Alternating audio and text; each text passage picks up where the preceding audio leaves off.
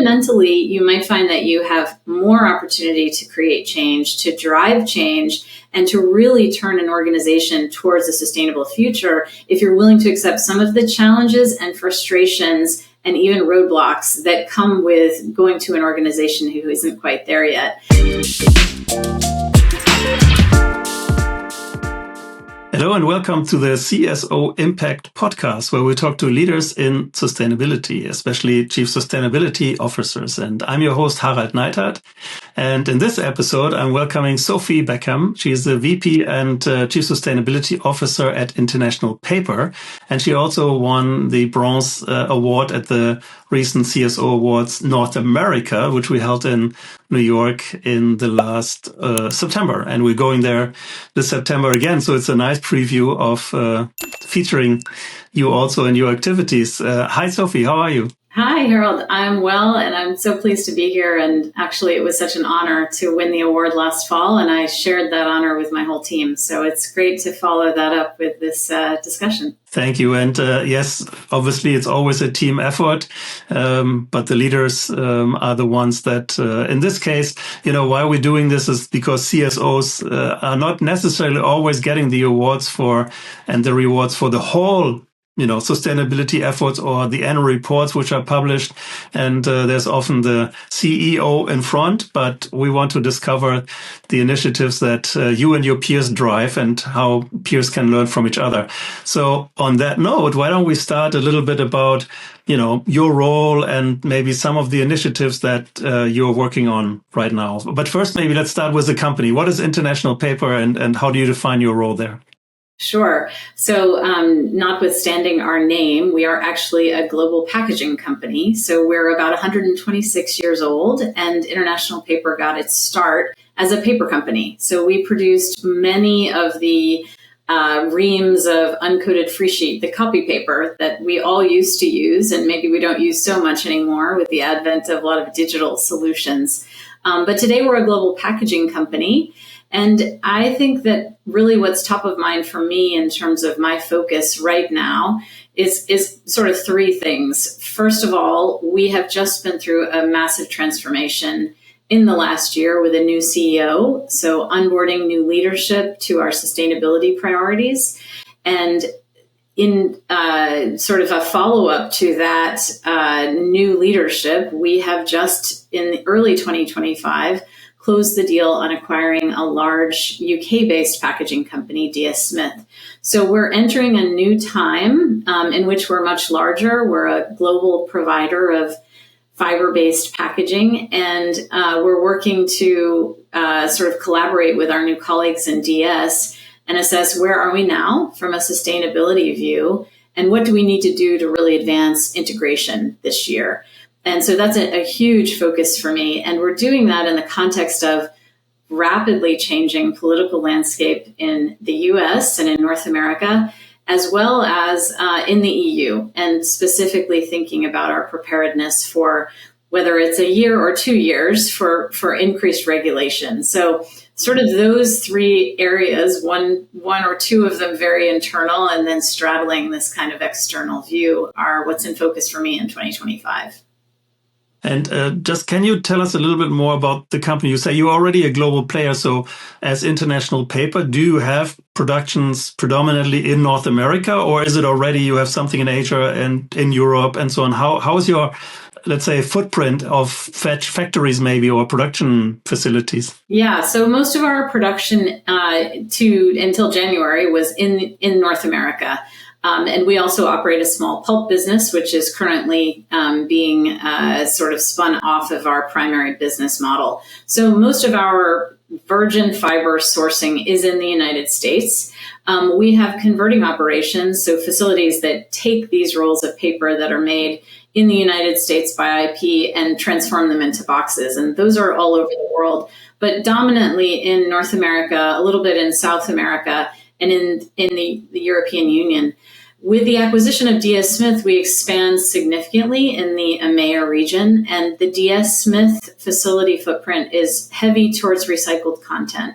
So we have sort of a virgin fiber footprint in the U.S., sourcing largely from U.S. forests, and then we have a heavy recycled content footprint in EMEA, which I think is incredibly complementary.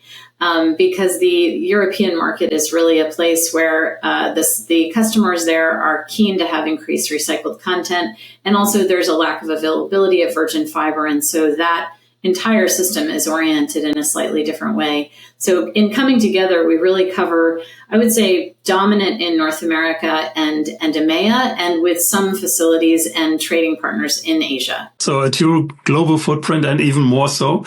Yeah. And just as what is maybe a product or a packaging that everybody knows, but we obviously don't know that it's you because there's lipstick packaging or something like that. What is maybe like the Apple box, or what Sure. is maybe a cool packaging that you're proud of that we might not know that there's some of your ingredient inside? Yeah, sure. So I think that when you think about packaging, you are much more usually excited about what's in the box that lands on your front step than you are about the packaging that comes around it. But in the US, for example, we make about 1 out of every 3 boxes. And here we're talking the brown, heavy corrugated shipping or packaging boxes.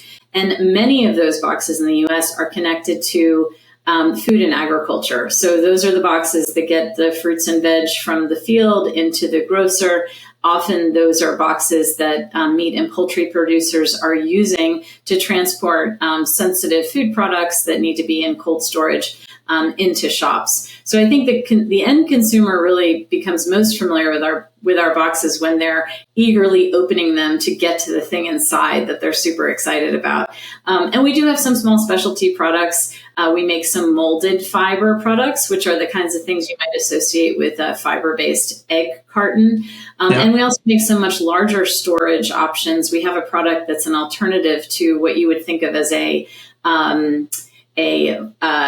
liquid drum, the very large we think of them as 50-gallon drums. We have a product that's actually a corrugated option for that has a very thin plastic liner, and the corrugated exterior can be reused. So it's a great sustainability story, and it also helps transport large volumes of liquid, including oils and other things around the world. Fantastic. Now, obviously, you were with the company since a couple of years, and before you maybe did the onboarding with leadership, can you talk to us a little bit about the initiatives that you kind of were driving over the last couple of years? Maybe what is some of the highlights where it was a great success? Maybe what is a tough nut to crack, which you're still working on? Give us a little bit of a background story. What are the things you're driving? Sure.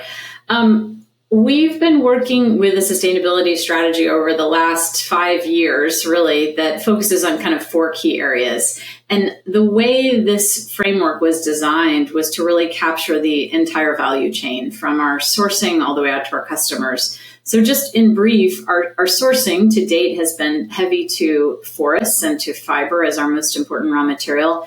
And as a historical owner of forest land in the US, we no longer own forest land, but we have done for most of the company's history. We really focused on sustainable forest management and fiber sourcing. That's a huge area of pride for our company. We have a large organization who works very closely with landowners to ensure that we're providing the resources those landowners need to implement sustainable forest management practices, and thus enhancing and conserving forest land, biodiversity, water, and other aspects of nature that are critically important for today and the future. So that's kind of the starting point, is our healthy and abundant forests. If we move from there, we take that fiber into our operations. So kind of our next area of work is in sustainable operations. That's exactly what it sounds like. And really the key focus there is climate. And I think that is a story that is challenging, sometimes frustrating, and I would say we are not alone in those who operate in heavy industry and sort of addressing challenges around decarbonization. When we are thinking about our facilities, most of our paper machines are the size of a football pitch. They're enormous machines, and they're old. They're not state-of-the-art brand new machines, because nobody's building new paper manufacturing facilities anymore, or at least very few of them. So we are constantly challenged with how do we ensure that we are taking opportunities to reduce costs and reduce emissions simultaneously. How do we think about alternative fuel use and increasing our use of biomass residuals as a carbon neutral alternative to fossil fuels? And also, how are we thinking fundamentally about the long-term future of these assets as we assess their carbon footprint over time? So our decarbonization in our manufacturing is probably the biggest challenge that we have. If we kind of pull that forward, really, we're fundamentally focused on a low-carbon circular economy, and that's where it comes into our product. And as a fiber-based product with a great story to tell in forests and I would say an emerging opportunity on decarbonization, fiber-based packaging really has tremendous opportunity to substitute a lot of the fossil fuel-based packaging that we see around us. And I think that's become increasingly important in Europe, much more so than with the regulatory environment as well, kind of supporting that transition. And we're seeing some of that start to come into the US, particularly at state level regulation.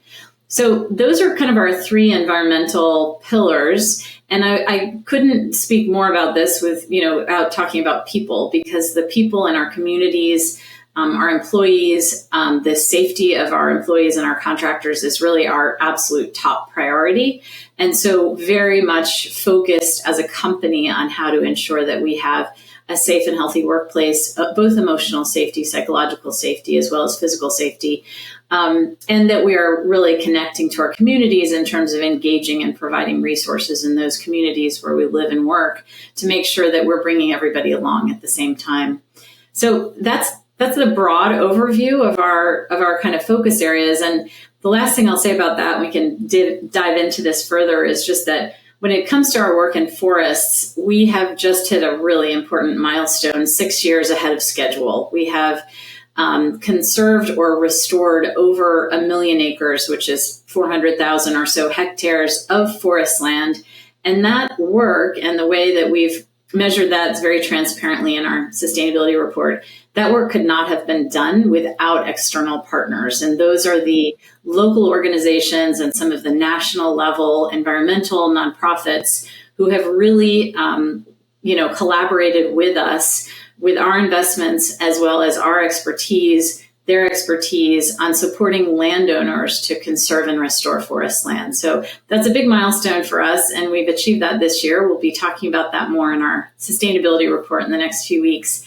And I think it gets really to the heart of International Paper, where our entire business model really depends on the sustainability of forests. Forest seems also to be a topic that comes up, as you mentioned, geopolitics or new developments. And recently, I think in America, new forests are opened up for cutting down, which there might be a positive side that you don't have to import forests from the other side of the world to make it into paper. On the other hand, a lot of this new forest or new land is in conservatives or national parks. So very controversial. Do you have an idea about that, or how? I mean, you already mentioned geopolitics as some of the things we all look at, and sometimes surprising.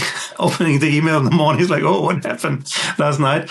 Maybe a tweet I missed or something. But besides the sometimes funny aspect, how are some of these messages kind of hitting home for your business? Sure. Well, I would start by agreeing with you. I think we're living in an uncertain world, and we are every day seeing new kind of information and some change that sort of influences the way that we're thinking about our short-term view. I think we have to sort of zoom out and take a long-term perspective. As a 126-year-old company, we've certainly been around long enough to see political cycles of all kinds, and I think we will intend to continue to persevere. I would say specifically on the issue of forests, really 90+% of our wood fiber comes from private forest landowners. And so the recent kind of news around increasing extraction from national forests is not directly relevant, although it creates, I would say, some competition that has not been there in the past with private forest landowners. It just so happens that the landscape where we have facilities is really heavily dominated by private forest land. And so I don't see a huge shift to our business from recent news around increased extraction in public lands. But I do think that, as with every other company, We're very closely watching the tariff and trade situation. And certainly this is an area where we have had a long-standing collaboration with our neighbors to the north, Canada. I want to say Canada has a lot of forests. That's probably... Absolutely. And so I think if you're in the lumber and the housing industry, you're probably more concerned than we are in the pulp and paper space, because a lot of our reliance has been on that solid wood lumber coming from Canada, where those pine forests grow to the north of us to provide that kind of feedstock for the housing industry. So again, I think, this is a really evolving situation. And what I would say is that our job is to continue to be transparent in communicating our expectations and working with trusted suppliers. And hopefully where we can, we'll just sort of manage through and hope there's not too much disruption. Barbara, who's our producer, and we live in Portugal. And Portugal, just as a different topic, but it's related to paper. Maybe you have a idea or opinion. It seems Portugal is in Europe one of the largest countries for supplying paper to others, people who needed paper, not, I think, packaging. And they use a lot of eucalyptus trees because it grows fast and so on. And eucalyptus by itself is actually a biodiversity killer, or not necessarily, very positive. Nothing lives there. It's very prone to fires. And how do you deal with, let's say, you already mentioned it in the beginning, but maybe we dive a little bit into the biodiversity aspect, because, well, you're looking ahead into, that is another aspect, another question, actually. Maybe I can bring it in, because what you described saying, I'd imagine, so you have machines which are 50 years old, and you're looking ahead the next 50 years, because, if you plant a seedling now, it takes, 50 years to produce, or 25 maybe, depending. So you have a very kind of long view on things, as you just mentioned. And, but as we know, biodiversity is also a long view. We are in the 6th mass extinction, and it has to be done in the next 1 or 2 years, some action, and we have to all kind of turn around. How do you deal with these kind of complexities of, biodiversity here and now, as well as into this long view? Let's maybe frame this as a complicated, world scenario building here, exercise. Yeah, I think first of all, there's been a recent big focus on nature, but in reality, nature is interdependencies between climate and biodiversity and water and land use and people. So for some reason, people have just rediscovered the word nature, and it sounds really good. I think we all think of nature and we get like a monarch butterfly flying, in our thought bubble around our head. Yeah. But in truth, nature is all of the things that we already realize we impact and we depend on.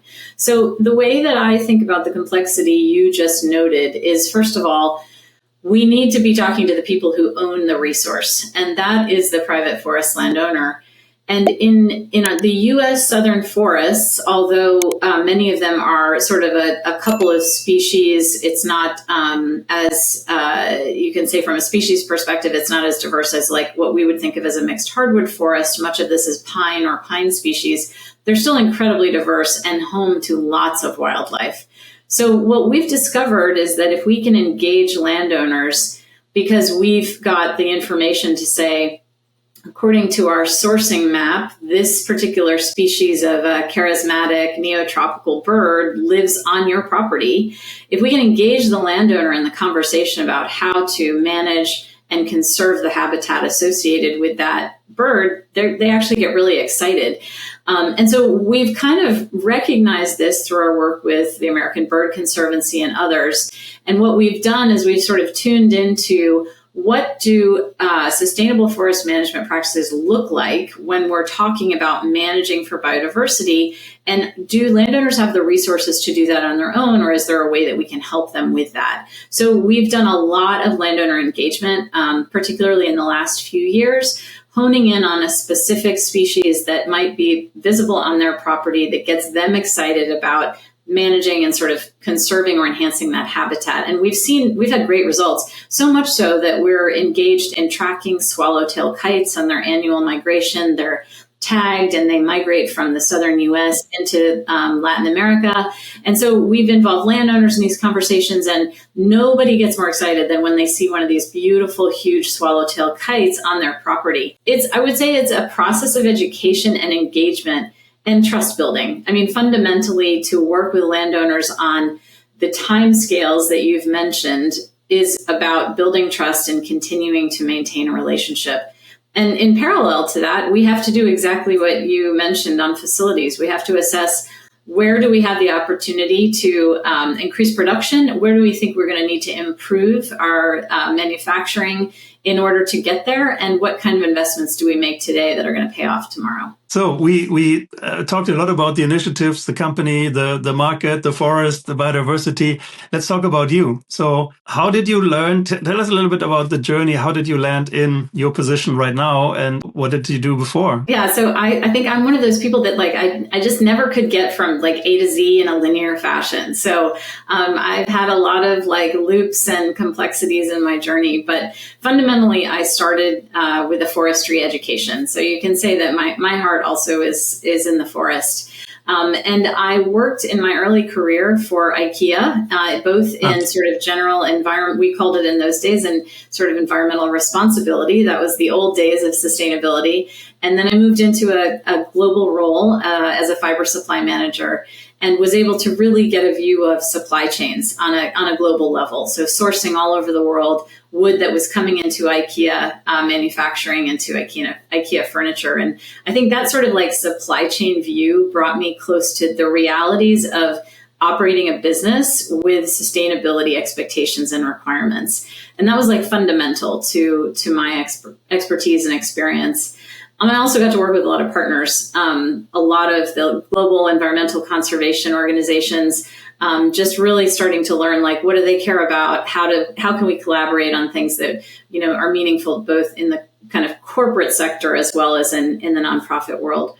I ultimately transitioned to international paper about 11 years ago. So I went from a solid wood kind of very consumer facing design private company into a publicly traded pulp and paper company. It was a huge shift for me. And at that time, I joined IP because the company bought more wood fiber than anyone in the world. And I saw the opportunity for positive impact. And I really took everything I learned on the early part of my journey, the hard things and the good things, into this role in international paper. And that was before there was a CSO. So over time, I went from just focusing on forest stewardship to really the full value chain, which I think you can't silo things. These are their connections and interdependencies. And 4 years ago, I was named the first CSO of the company, which was a tremendous honor. And I think also a recognition by the leadership that this was an important role for the long-term sustainability of the business. And that's my orientation now. How does my job, working hand in hand with our business colleagues, deliver sustainable outcomes? So how do we embed sustainability in our business model? And how do we really think about deploying that in our products, which create these sustainable packaging solutions for our customers? Fascinating. And what did you learn? So are you a lawyer by background, or are you a designer, an artist, musician, or the forest person? My father would be so pleased to hear you ask that, because he is actually a lawyer and spent most of his life in academia. So I've been well trained. I was a biology major in my undergraduate degree, and I have a master's in forestry from the Yale School of the Environment, which is a really excellent place to learn both about business and the environment and the forestry piece thrown in. That's so cool, because I mean, we talk to many different CSOs, and they're somebody is an engineer, a lot of lawyers and people trained in kind of the policy part. But I always love it if there's somebody really dedicated and from early on you had sort of a view on, forestry or nature is part of your life. So fantastic. Really glad to hear. Let's talk a little bit about, let's say, what do you think are leadership qualities or things that helped you, navigate your space? We know some people call the chief sustainability orchestrator, because you got to talk to a lot of, leading violins and piano and opera singers in the front row. And there's a lot of people in the back end. How do you what is your picture, or what are maybe some of the leadership traits that you value?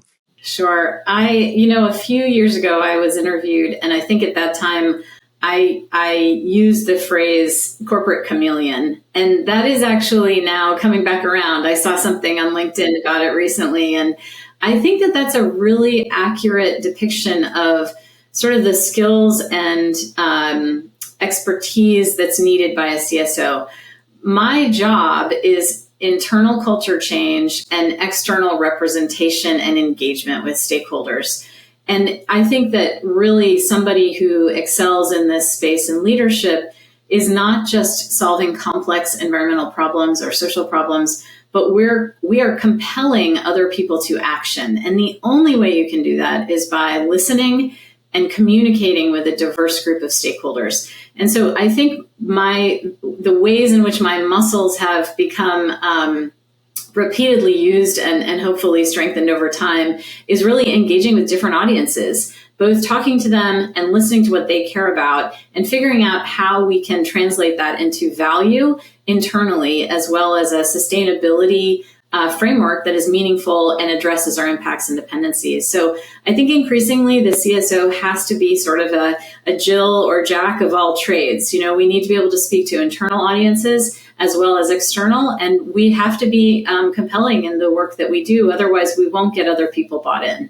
Where do you see the role of the CSO evolve in the next 5 years? And we know there might be 3 years of whitewater, but just in general, is this where do you see the role evolve overall? Let's say North America, now you have a global span. So in the global point of view, if you want to see. Sure. I think, my answer to that is a little different than it might have been 6 months ago. But here's what I see right now. I think, first of all, we need to become even closer to our businesses to ensure that really we are activating our sustainability strategy through our business model.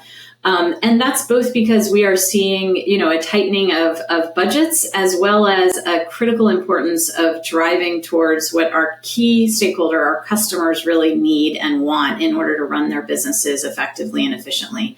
So I think that's number one. Number two, the regulatory shift and the increase in compliance is not going to go away, even if it slows down or, we have a little bit more time to prepare. We all need to be thinking about how do we meet the incoming regulation. Yeah. And I think we're doing that in terms of being prepared for it. It's not the most creative part of our jobs, but it's, I think, necessary. And there's probably a feedback mechanism where some of that gets to drive some internal behavior and initiative. And I think the third piece is that CSOs, particularly those like me who have been around for a while, really it's our job to build the next generation of talent.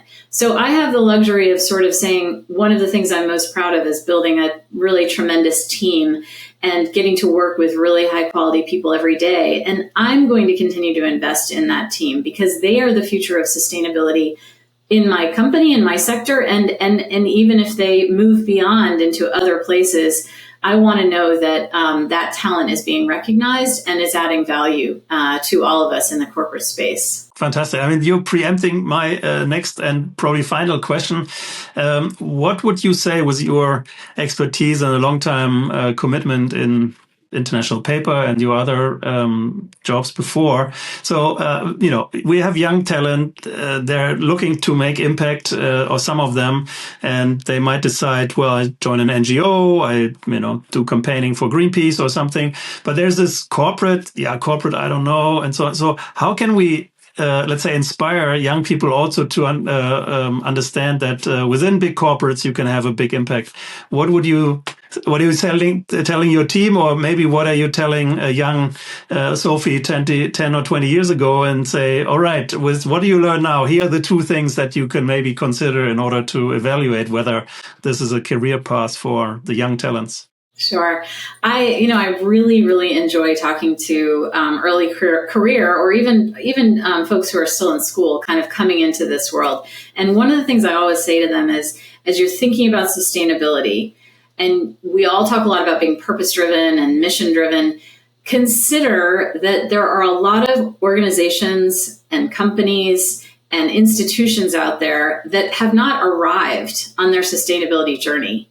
And so as long as you feel there's fundamental value alignment with your values and the values of the organization, even if they haven't arrived, that's a great place for you to go, because that's where you can really make impact. And frankly, if you think the only place that you want to go and work is Patagonia, you might find yourself a little bit bored, because truly Patagonia is held up as the icon of sort of sustainability and business accomplishment. And they are. They're absolutely inspiring for all of us. But fundamentally, you might find that you have more opportunity to create change, to drive change, and to really turn an organization towards a sustainable future if you're willing to accept some of the challenges and frustrations and even roadblocks that come with going to an organization who isn't quite there yet. So that's the advice I always give. I also think personally, you just learn so much from challenges. You learn about yourself, you learn about those around you, and you might not stay there forever, but every step in the career journey is a worthwhile place to land and to then learn from and to move on. And so there's not one solution where you have to say, I'm going to go to work for this company and stay for the rest of my life or my career.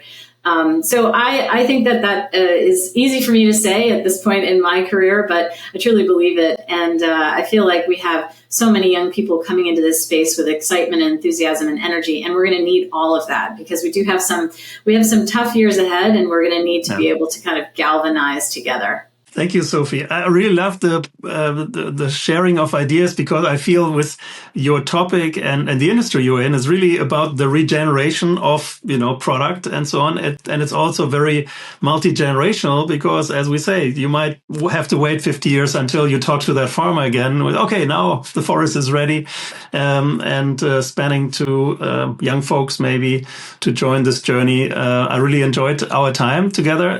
Thank you, Sophie. Has been a pleasure. And if you are all interested in following other outstanding leaders and CSOs, please follow the CSO Impact Podcast. But for now, thank you, Sophie, and talk to you soon, and see you in New York again. Sounds great. Thanks so much. I enjoyed it.